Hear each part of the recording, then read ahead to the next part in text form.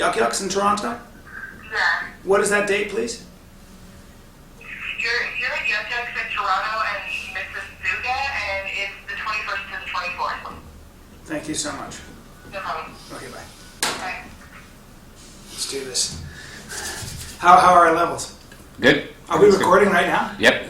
Oh, okay, ladies and gentlemen. By the way, there's no way that's not in your It's podcast. got to be in the podcast. I was trying to get my dates. I'm going to be at the. Don't worry about my favorite actor next to me.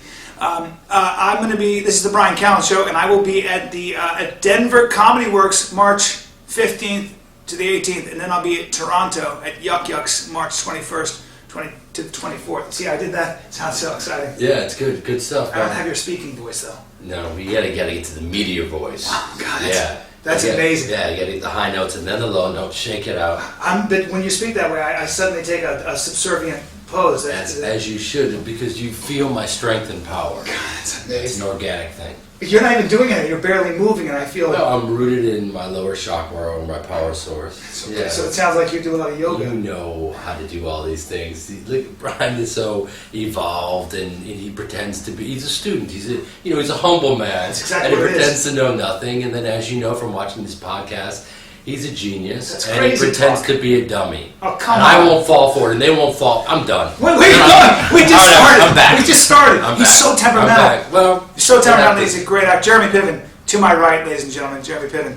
And the kids. Because a lot of people aren't going to watch this. A lot of people are going to be listening to this. This Oh, is Jeremy okay, Piven. good. Yeah. And you are, it's funny because before you got Entourage and became Ari, and I'm sorry, but I'm going to say it because I know you won't. You made that show. Let's be honest. It was a great show, and it was great, good writing, and you had a great cast. But I don't believe that Entourage would have been Entourage, and I think most people would agree without the character Ari that you created. Well, the thing about HBO when we started back in the day, it's such a high pedigree of shows. I mean, you had The Sopranos and all these amazing shows, and they're the kind of people that, as you know from doing TV, you can do a show and watch the way I dodge the question you just did, by the way. This is how you do it. I mean, this is actually a You're the politician. greatest. You're the No, greatest. it's organic the way I'm doing it.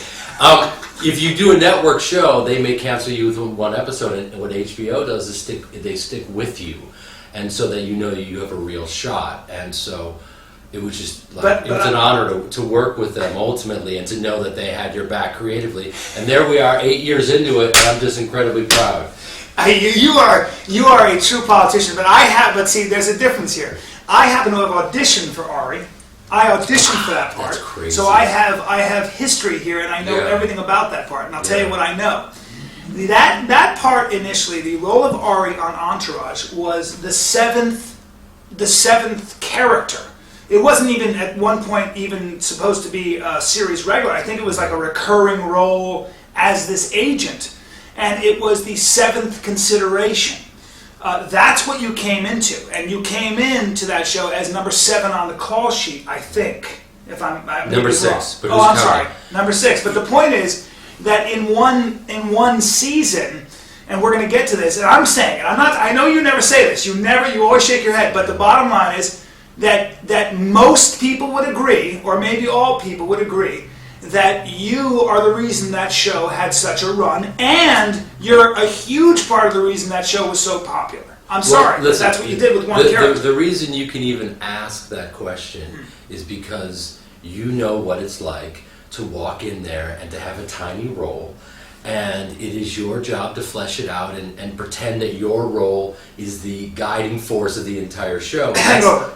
Yeah, exactly. Who said that? Well, everyone That was knows. Bryan. No, That's you crazy. come in with a fully fledged, realized, tragic character, and you do your thing, and people like Todd Phillips fall in love with you, and that's why you always work, and that's all we do. Is they're going to tell you, you can be subservient to what someone else's idea of the pecking order of something is, but that doesn't concern you. You just go in there and you swing as hard as you can, and you do your thing, and it'll work out. Well, but see, that was the other thing, is that what's funny is that before Ari, before Entourage hit, you had done, I think, 35 films, not the least of which, by the way, was Old School, where you played Dean Pritchard. Dean Pritchard. Yeah. And that role, I remember, I've seen that movie, and most people have seen that movie, I don't know, maybe 5 times. That's a classic comedy. Another role you put your stamp on. That character was such a tortured dude, and you could see in everything you brought to it, you could see that this guy had been bullied his whole life. Now he was the dean in a position of power. And I think you told me the story of how you kind of showed up. At first they didn't want you, and you showed up with a terrible sweater and kind of redid the role. Well, Todd Phillips, your buddy, we met, and he said, you're going to play the nerdy friend of Vince Vaughn that they locked in a dumpster. I don't buy it. That's not who you are. And I said, well, let me give it a shot. And can I audition? And he goes, yeah, come in and audition whenever you want. So I went out and found the worst glasses and the worst sweater vest and did a comb over and just was a tortured man who desperately needed to be understood. And also I took my cues from Todd, like, even him not, as brilliant as Todd is, he can look at us, he doesn't do it anymore obviously, but and go, well, wait a minute, this is what I'm seeing and how could you do that? But then he realizes we're just, as you say, silly gooses that we just love to play dress up. So you go in there and you play this guy and we had a blast. Well, the thing about, by the way, Todd Phillips is the guy who wrote and directed The Hangover, Old School, he's and Hangover 2, and the rest is history. But one of the things that I like about Todd is he lets you as an actor really kind of go. Once he trusts you, and once you get him laughing, he'll really let you do your thing. And he also is, like yourself, deceivingly intelligent and has really, really great taste and knows how to put people together and has a ridiculous insight for pop culture. And my God, do we want to work with him again, don't we? What if we just spend the rest of this podcast begging Todd? Todd, I have a house to finance. I have children, please. Stella needs braces. She needs braces eventually. But it brings me to something else that I want to talk about. You are, and I was just talking to your mother, who is... I'm here with my mother, how tragic. By the way, his mom is here in his apartment in Hollywood, and it's beautiful. My mom is here. Joyce Piven is in the house. And That's why I keep looking. Joyce Piven is a legend in the theater world. She teaches, she's been an acting teacher in Chicago for how many years? I mean... Piven Theater just celebrated its 40th year, yeah. Piven Theater. So, Jeremy, by the way, was on stage for the first time at 8 years old. Yeah. Am I right about that? I am, although I am only 46. Please don't date me. No, I look 36. It's not a big deal. You do, because you have such tight-fitting skin. Yeah, indeed. All the work. Yeah, I hang like a bat every night. That's what I do. Is that what it is? You gotta let the blood rush to your head, man. You hang like a bat. I don't, That's amazing. That's how I sleep every That's night. Incredible. I'm dedicated. You are dedicated. I play the game, man. You've got so much humanity in your eyes. I'm looking at you right now. I'm getting lost. It's overwhelming. I thought I was straight this whole time. Yeah, It's so weird. Listen. I've changed many a man. Yes, Listen, you have. okay? I'm 45, Listen. and now by the way, I look a lot younger. Let's be honest. Well, I wouldn't go that far, but I mean, you do a nice job, and the kids at home love you. Just next question, for the love of God. Enough about me. I'm bringing it back to myself. This is like the worst date ever. So anyway, when I started acting, and they're sleeping, they're tapping out. Exactly. I tap. By the way, you do a little boxing, don't you? Don't you work out sometimes with Manny Pacquiao's trainer? Alex Ariza, I'm the only civilian that Alex has, and I think one of the reasons why Alex is stuck with me, because I'm lucky that he even, returns my calls, because I think literally every guy he trains, and I'm not making this up, is a world champion, Amir Khan, and down the line. Like, every guy holds a belt, except for me, I just have old strings. I'm looking at your 3 Emmys. We're actually in his living room. I'm looking at 3 Emmys, and I think you've been nominated for like 26 more.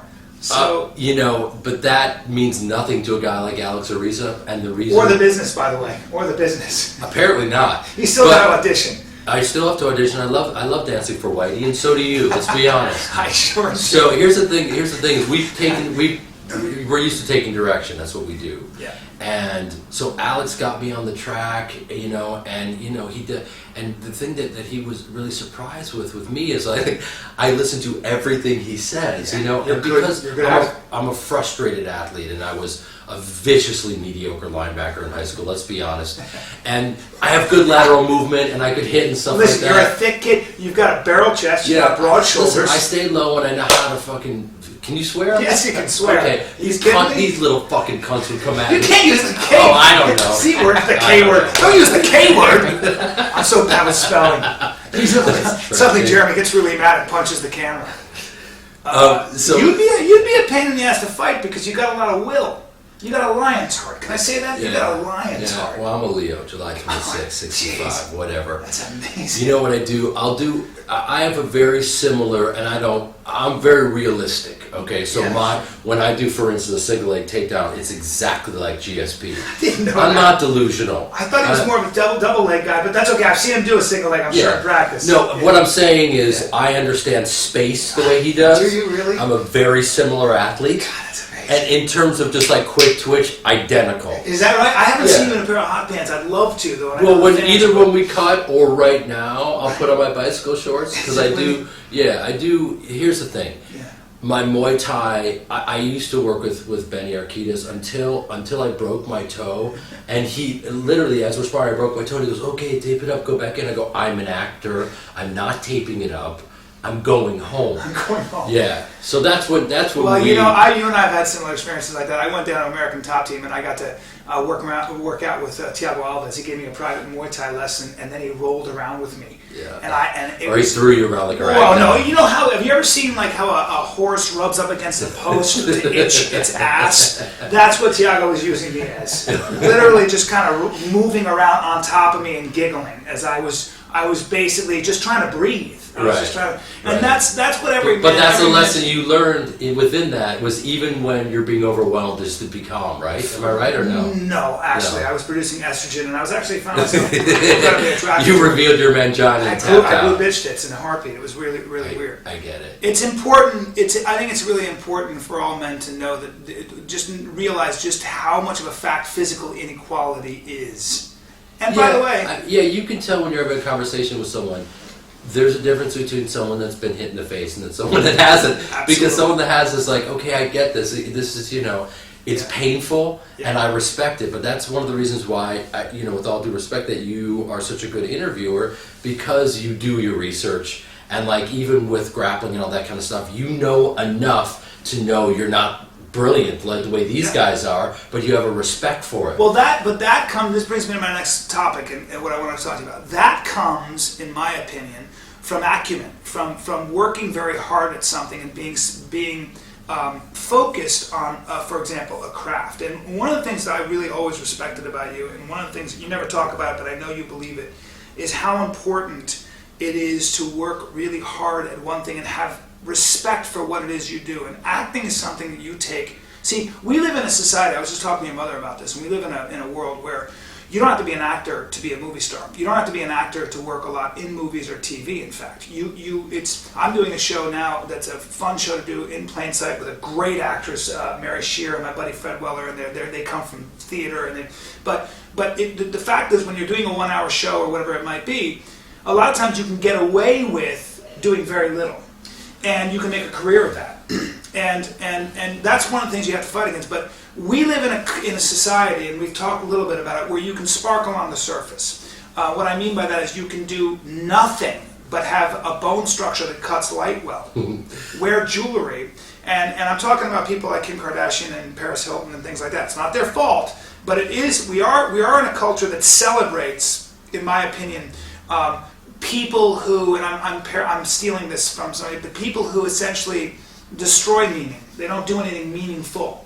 There's nothing meaningful about going to clubs and dressing up and I guess airing your latest relationship.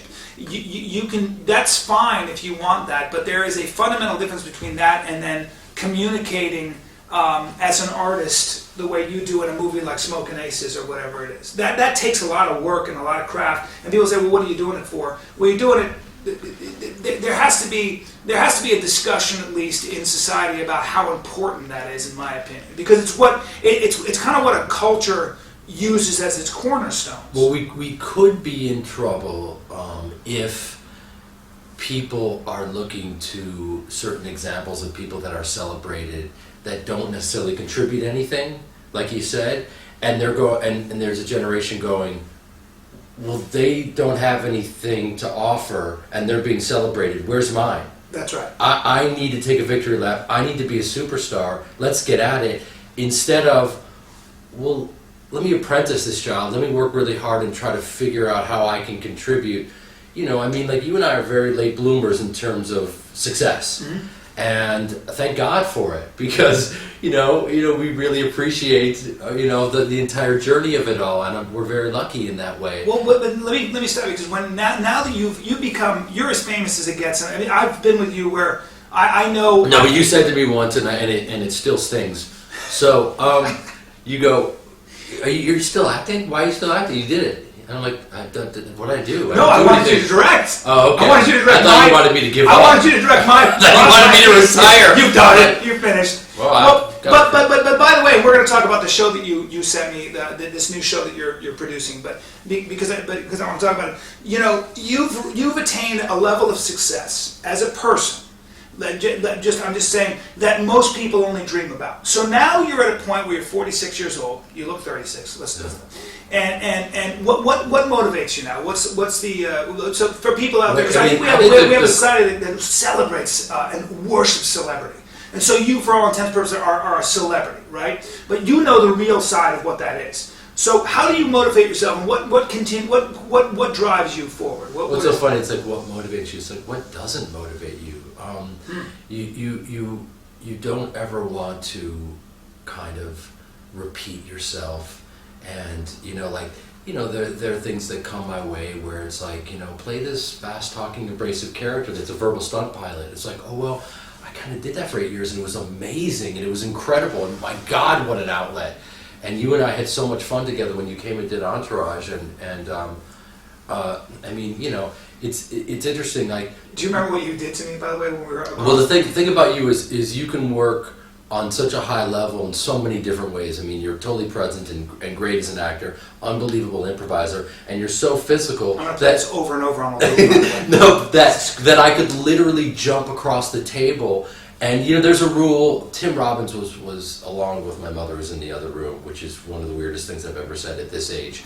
But Tim Robbins, like literally, taught me commedia dell'arte. Was one of my first teachers, and one of the rules is never use the other actor. But you're so physical that I could literally jump across the table, grab you, shake you, and smack you around, knowing you're going to take the slaps, you'll be okay, as well as everything else. Because we were about to do a scene and I had to be crying and hysterical. And right before this action, Jeremy reached over and slapped me really hard across the face. And then we went into the scene, but it worked. Well, it made sense. But for the record, that's called kitchen sink, and that was at the end when you'd done everything and we wanted to kind of experiment what else is left. Right. And we had fun with that. That's right. And also we would do it even during the scene, because I got incredibly frustrated with you and we improvised. And the nature of that particular journey in Entourage was it was really all about the written word. And with comedy, as you know more than anyone, it's like, yes, let's get the written word, and then what else does it contain? Let's throw a million things out there, and let's say none of it works, but there may be one kernel of something that'll work. That wasn't necessarily the case with that, but we tried it anyway. Yeah. And our dear friend Patty Jenkins, who's a genius, who directed... Just won a Directors Guild Award, by the way. And also directed Monster. Wrote and directed Monster. Charlize Theron, yeah. Won a little award called the Oscar, and she was both of our good friends and was directing that particular episode, and it was one of the greatest days I've ever had on set. So fun, man. Yeah, it was incredible. There, you heard it. I'm probably Jeremy's biggest inspiration. I mean, let's be honest.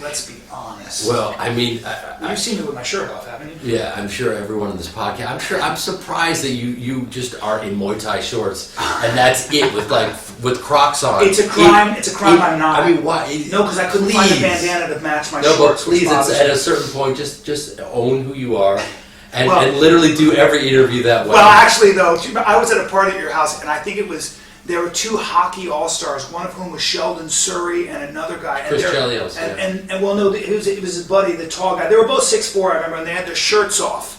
and they were pro hockey player athletes. And even among hockey players, these guys were bigger and better looking and stronger than most.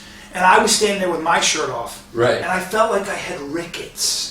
I felt like a malnourished boy man. Well, the best part was when you kept saying, "You're 6'4", right? I mean, what are you? You're about 8% body fat." And you kept like touching yourself, and it was like I was like, "Bro, Jesus Christ!" I was inappropriate. You were like an inch away from just like starting to hump his leg. That's right. It was just weird. Well, it was weird. Man. He was like, "Why do you have a boner?" I was like, "I don't know. That's crazy talk." Oh, look, dolphins. You had as you're cupping your carrot slowly, just staring him in the eyes. Cupping my carrot. Yeah, it was wonderful. Carrots are too thin. And by the way, he hasn't been back to my house since. Whatever. Sorry, dude. That's Sorry. all right. You invite me over, and I can't contain myself. I'm just obsessed with masculine energy, I understand. but not in a gay way, just in a man way. You're going down a terrible What? road. My It's a, voice is it's a my slippery voice is getting- slope where you're heading. I'm trying to start to. My voice is getting really full of brandy. I like it. This whole thing is turning out to be a disaster. This was a disaster so far. No. Well, now let's talk for a second about you are producing a new show, and you sent me the trailer. Yes. And for those of you who don't know, my friend Mr. Piven is a good drummer. No. I know you said it because you just I'm not a good drummer, doing a to be honest. special on the great drummers. I'm doing a special on the great drummers. I'm not even a good drummer. You're a student. I'm a student of drumming who is been on and off for most of my life, but just good enough to know how terrible I am and how amazing these people are. But that's what makes me kind of a good interviewer with these guys. And so I go to my heroes, Stuart Copeland and Dave Grohl and all these guys, and just get to sit with them and talk to them about it. And I'm going to go out with this pitch, so I don't want to talk too much about it, but. It's just been incredible. And I'm going to give you all the raw footage. It's just a master class, and I'm at the point now where. By the way, he can't say much about the show, but I can't wait to see it because you're going to. I mean, I don't want to say too much, but I know that you're going to take particular subcultures, artists' skills, and showcase them. I mean, I'm trying to be general about it. Yeah, will continue to be until I pitch it, so don't jinx it. No, I won't. Or I will destroy the future of this. Whatever this is, he can make 2 phone calls and this whole thing shuts down. Yeah. I mean, Brian, Redban gets it's all. And no one will even have a memory of it. You're like Genghis Khan. Yeah. You're like the Genghis Khan of Hollywood. And you run a river over a death squad. Correct. And Tommy Lee Jones. And Tommy Lee Jones. Yeah. Well, drumming is there's a scene in the trailer that you sent me that was so funny because I think at one point you're wearing leather pants. Yeah. And you chose to play for a long time in leather pants. Well, I mean, it was a horrible mistake, and I was sweating like a Hebrew slave, and it was a disaster. Like a Hebrew slave. Yeah. I was sweating like a Hebrew slave. Yeah, I was. And by the way, here's the thing about going into the belly of the beast and actually doing what these guys do. It's like you can work so hard, but you play 5 or 6 songs in a row like that at a furious pace, and it's a whole nother thing. There are guys, I'm going to sit down with Max Weinberg, 60 years old. He plays for 3 hours with Bruce, and he has very specific techniques that he does. But I mean, any way you look at it, that's incredible. You gave me one of the highlights of my life when you were telling me a story about Springsteen, and I said, well, he's my hero, and Jeremy said, you've not had your Bruce Springsteen moment? Yeah. I said, no. I said, well, I may have to take you to a concert. So we're sitting there stage side, and Springsteen looks at you and gives you a nod from the stage. And then we go backstage, and I got to talk to Springsteen for an hour and a half. I tell that story 1,000 times. This is the 1,001st story time. But that was such a highlight. He's an example to us, and I hope everyone, that you can be someone that is so passionate about what you do and work so hard at it your entire life, and in his case, be an icon and yet be totally present as a person. Oh man! And not be. I mean, I felt like I was talking after a while. I felt so at ease. I felt like I was just talking to like some dude who makes sandwiches. But that's terrible. That's who he is, and that's one of the reasons why he can work on the level that he is, and he's not a prisoner to his ego. So he's totally present with us. Yeah. And what a lesson! So then when you're with someone who is a diva, you go, well, I met Bruce Springsteen. He's really cool. I don't know why you're doing this. He this. plays the stadiums. Yeah. You're an actor, so let's calm down.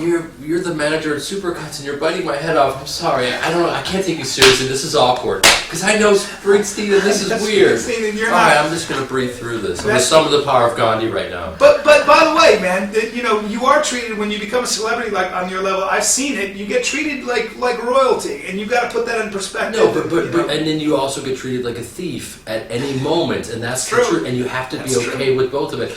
And because let me explain what I think you mean in that, because some people might, what you notice when you're somebody on your level is, I've seen it. People they either love you or they want to show you how uninterested and how unimpressed they are with you, and they can actually get hostile. Well, I'm very unimpressed with myself. No, seriously. And so when you've got a barrel chest and you have heavy hands. Well, listen, if I take my shirt off, the it. kids who are listening to the podcast can only imagine. They'll hear the sound effects. They'll hear you just ripple out of your shirt. Just that's the sound. It may be too much for them. They may drive off the road and wrap around a tree. At least the girls will. Yeah, they will. Girls will. I've got a 4-pack with a bullet, which means that I have potential. Do you know what I mean? No, I thought you meant because a bullet. That's not a very. I thought you were describing because it had to be a big bullet. You're not describing your downstairs area. No. I'm sorry. No, what I'm saying is a bullet means that's like it's shooting. It's got potential. It's rising. It's going to be at some point a 6-pack. It's not the best metaphor. It isn't? Not really. I don't know. A Okay. 4-pack, but I appreciate it.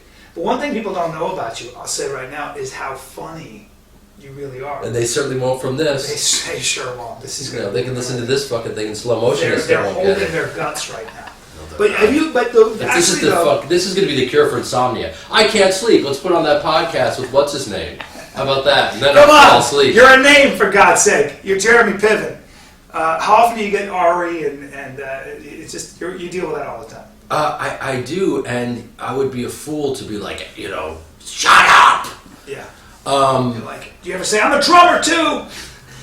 And an athlete, sort of. If you are in denial of the work that you put out into the universe, and then it comes back, it's going to be a tough life. Yeah. Because it's like, I was responsible. I was collaborating in something that created an original character, and people recognize it, and that's awesome. How great is that? Our work is recognized. It's really amazing. Cool. That's really amazing, and it's. We get to show up and meet. Yeah, but you work your ass off. I've seen what you put into. A lot of people. I hear people talk about you first. So people go, you get tweets and stuff, and people go, "He's the greatest actor there is. I love that guy. He's amazing." You always hear that stuff. Is it all your mom? Your mom has just a huge Twitter account, just 30,000 tweets a day, just with those little thumbs. But you hear that. But what people don't see is people always have this idea, well, he's a genius or he's amazing, it just comes so easy. But they don't see the amount of work you put into something and how serious you take it.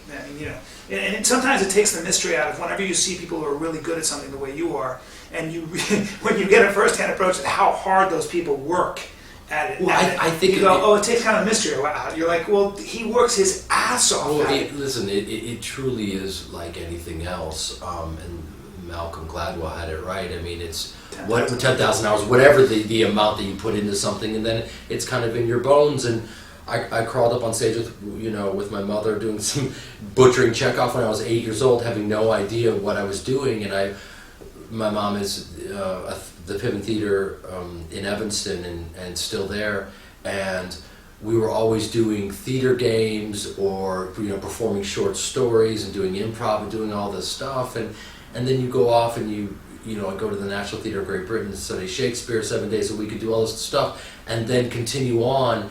And so in the hopes that something will stick. But you see, that you will get better, and then you're just trying to get better. That's all you're doing. But I was driving here, and I thought to myself, I was thinking, Jeremy just mentioned Malcolm Gladwell. For you guys, I always get tweets about what I should read, and pick up Malcolm Gladwell's book, The Outliers. He studies excellence and what it takes to be excellent.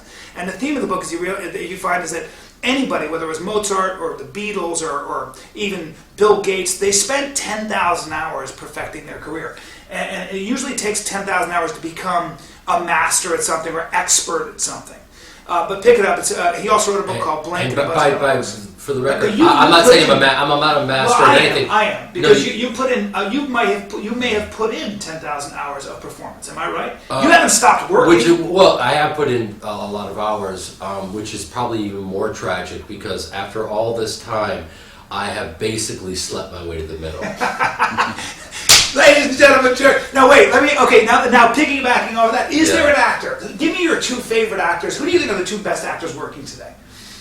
I mean, is there anybody you see that you see work and go, I don't know how they do that? Or without a doubt, is Javier Bardem and Daniel Day-Lewis. Just in the way that these guys are always switching it up and taking chances. I mean, that's the whole thing. Like you began this interview by talking about people that may be incredibly good looking and you can maybe get by on that.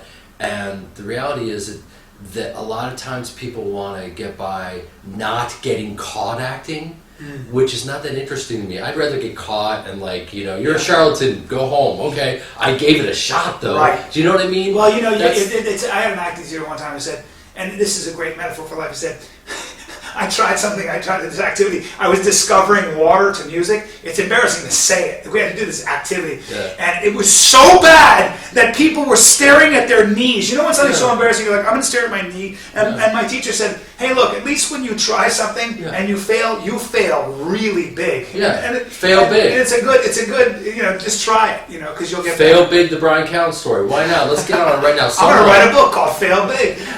But what about Meryl Streep? She's right up there with everybody.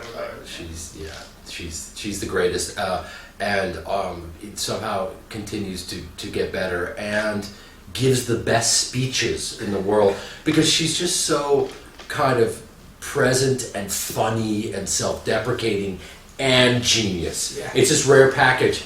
But You look at it and go, how does that even exist? And it's so inspiring. I remember my mom and I'm going to keep talking, so shut up. My mom and I were at the Golden Globes, and Meryl Streep goes up to me and she goes, I'm so sorry I missed you in Fat Pig. I was doing this play off Broadway, Fat Pig, and I didn't know Meryl Streep, and I thought I was literally on Punk'd. Like, why is she coming up? How does Meryl Streep even know? Is she talking to me? That's incredible. Is she calling me a fat pig? What's going on right now? And I grabbed my mother, and my mother is, a savvy woman, great artist, and I was like, can you say that again so my mom can hear it? She goes, oh, I miss Baby Young, so, I missed Jeremy and Fat Pig, and I wanted to see the show. I look at my mom, and she literally couldn't move. She became frozen. In I don't know what it was, and she just said nothing, and then they're like, we're back from commercial, and then you have to scramble, and my mom and I were caught standing, we're back, and we couldn't find our seats, and it was one of these incredible. She's such a humble. The Jews call it a mensch. A mensch. She's a mensch. And so you meet these great people and you realize it must be weird though for you also that it's kind of when you reach a certain amount of celebrity that everybody. I've been with you and famous athletes like Derek Jeter and everybody knows you by your first name and they know who you are. So in a way you're kind of in with this group. So Derek Jeter, the captain of the Yankees. I remember we were sitting there eating in Vegas and he shows up at the table and I'm like I don't get over that stuff. Like see a pro athlete like that. I'm like.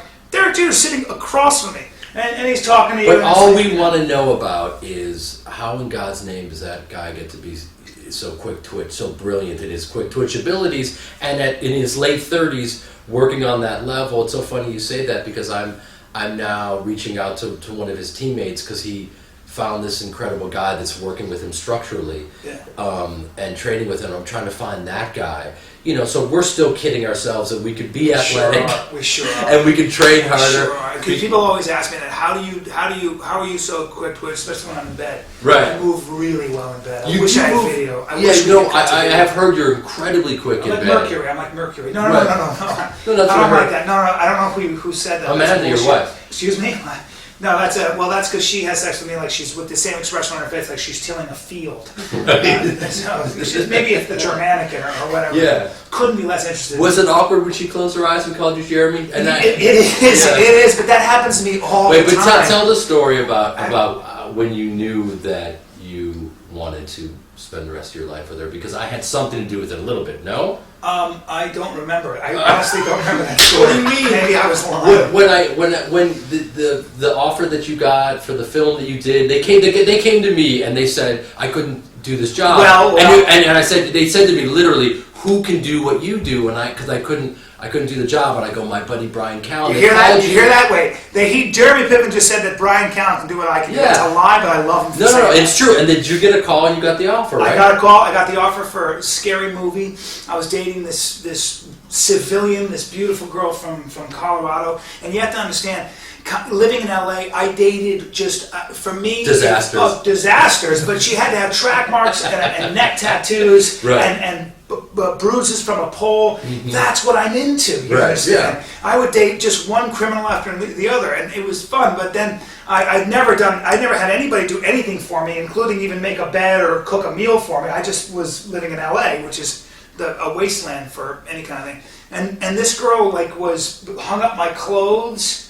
Went and bought me some fish oil because I had eczema on my skin. Otherwise, my skin's usually beautiful, just olive. By the end, you're going to be on your hands and knees crying like a grandmother, totally naked. Keep going.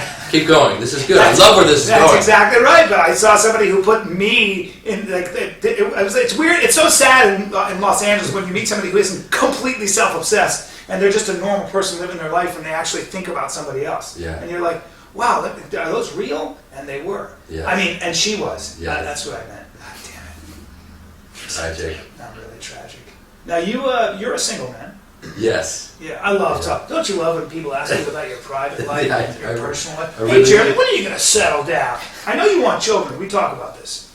Yes. Eventually, you'll be a great father. Oh, yes. I've two incredible nieces, Pearl and Lily Rose. And by the way, his niece, I have to say this. His niece is Pearl, who was in the Landlord sketch on Funny or Die with Will Ferrell. Yeah. And that's Jeremy's niece. Yeah. His sister's daughter. She did it when she was 2.5. It's had, I believe, 85 million hits. So she didn't come out swinging at all. No, she doesn't have the actor gene in her. And her dad is Adam McKay. Adam McKay's done a couple movies. Yeah, a couple things like Talladega Nights. I don't know if you ever heard of that. Anchorman, Step Brothers, the other guys. He's done all right. He was the head writer on SNL for 7 years. He's not that funny or prolific. No, not at all. It's not that intimidating. No. He's 6'5". I'm 4'11". It's nice. Everybody wins. But you wear lifts and you have tremendous charisma. Thank you, sir. Your voice, I can't get over your What's voice. getting actually deeper as we go on. It sure is. Yeah. What is that? Just from 10,000 hours of being on stage? Just rubbing honey on myself. Exactly. Yeah, just prior to this interview. I wondered why bees seem to be... My mom slipped me a note. That's the worst sentence I've ever said in my life, by the way. As we were, she's saying, why is Bryan so... I'm just reading now. Why is Bryan so self-conscious? He needs to shake it off and get more into his body. Is that what it is? Yeah, no. Well, I got to take your yoga class. Don't you teach a private class? I think it's $20,000 an hour or something like that. It's $40,000 for the class. I see. Per session. By the way, Jeremy, my Showtime special airs April 11th. Yes, finally. Yes, and it's my 1 hour comedy special. So funny. And it's all right. I wish I could shoot it now. No, I it's appreciate hysterical. that. But Jeremy makes a cameo in it. Yeah. And we'll let the people, we'll let all the fans see. April 11th, Showtime, Bryan Callen. Back to you though. I brought my yoga teacher Mark Blanchard, who yes, you did, and who literally was just crying and had the time of his life. So I appreciate that. Yeah. Here's my question. Yeah. When are you going to do stand-up? I did it once, and you and I. You're great. You know what I did? I survived, and that is a miracle, as you know. Dude, you did more than survive, but the problem was that they said, hey, do stand-up for 3,000 people. On live television? For 20 minutes! On live television in Canada. And I wanted to punch whoever said you did go white. I went crazy. Yeah. Because I'm sorry, it's like, hey, Bryan, play this guitar. I need to. And yet we had 2 hours. And you somehow pulled it off. Well, because of you, because you're so brilliant at it. You sat me down and you went, okay, here's the deal. You're not doing stand-up. You're going to tell stories and get distracted. And I was like, that's genius. Yes, let's do that. I put you in the audience. You kicked me out. Yes, we kicked you out. You fired me, basically. Yeah, and I had you removed, and we had a blast. And I think the biggest variable was ignorance is bliss. Yeah. And because I know so little about stand-up, I was able to somehow navigate through that. Yeah, but you tell because me had I known more, I would have been frozen in fear. You know what I mean? It would have been a disaster. You're being modest because no, you wouldn't have, because you know how to navigate anything. And I remember when you got on stage and 3,000 people went fucking crazy. They went fucking crazy. Well, but that's the thing. As our friend Neil Brennan said, who's been doing stand up and working so hard and getting it really, really funny. And funny. He said, "Listen, just get up there and run the clock out. Just take the ball. You already won. They're gonna love it." And the reality is that can work for about 11 seconds. That's right. And then what do you got? Then what do you got? Yeah. And it's so true. I used to watch. I remember Michael Richards before he had his implosion or explosion. I remember that guy getting up on stage and he wasn't a stand-up comic, and the audience would be with him for 3 minutes because he was Michael Richards. He was Kramer from Seinfeld, and then I'm sorry, he'd run out of juice, and the audience would be like, well, he's not that funny, because stand-up is one of those things that you just got to build an arsenal. Yeah. And it just takes a long time. That's why when I have to get up and let's say MC something. Which has only happened a few times. It's it is terrifying, but I'll call you and McKay and just get some workshops, some funny material, and because I do know how to navigate on stage because I've been on stage my whole life, so that it allows me to go to you guys and go let's craft some material and at least be calm enough to deliver good material, but without good material, you won't be able to survive. Nobody. Anyway. I mean, you got it. But you wrote a script. We actually met the first time because I did a reading of your script. Yeah. It was a great script. Yeah. But you don't write that much. No, I am finally getting that joke, which all of my friends have gotten much earlier than I have, which is you have to develop and nurture your own material. You have to. Although you could wait for the phone to ring for the rest of your life. That's right, man. You're always going to be the guy who gets paid. You're always going to be the guy that's working for somebody else. Yeah, and so I wrote, and what's so interesting is I wrote that script, and I let an agent at the time go, wow, listen, I don't know how we're going to, and you're a dummy, and you go, oh yeah, you're right, it's never going to happen. I'll just go back to auditioning 11 times a day, you're right. And so you forget about your writing stuff, and you go and do that, and it's like, Marlon Brando had this great quote about you go to LA and you wander off by the pool and then you snap out of it and 20 years have gone by. And the reality is you can't do that. That's so true. And so I've been now, at the end of this great 8 years of Entourage, finally kind of like, yes, I'm nurturing my own material and writing stuff and getting the rights to I don't know, this, really cool stuff. And now it's a different time. But now you're becoming a producer, and the shepherd of your own vehicles, and bringing to people what you want to see. Yeah. See how I just did that? See how I brought the things together? And also, you don't celebrate yourself. You make it organic. I make it about you in the interview. You really do. You don't ever take a victory lap and then make it really clunky. No. But I think that's what people love about it. But why did you say that? You just used the word clunky. Because it's horribly obvious, and that's why people are tuning in. I need to take your workshop. I have to take your workshop. It's okay. Listen, and at some point will this end?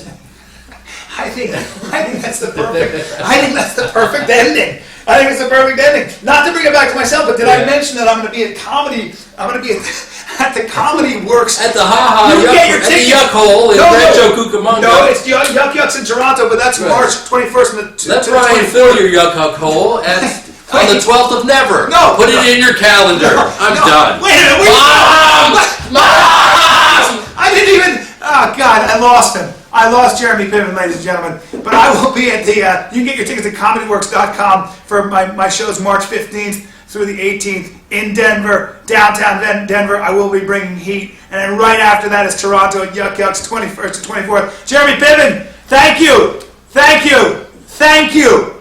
Jeremy Piven, one of my favorite actors on the planet, one of my favorite people on the planet.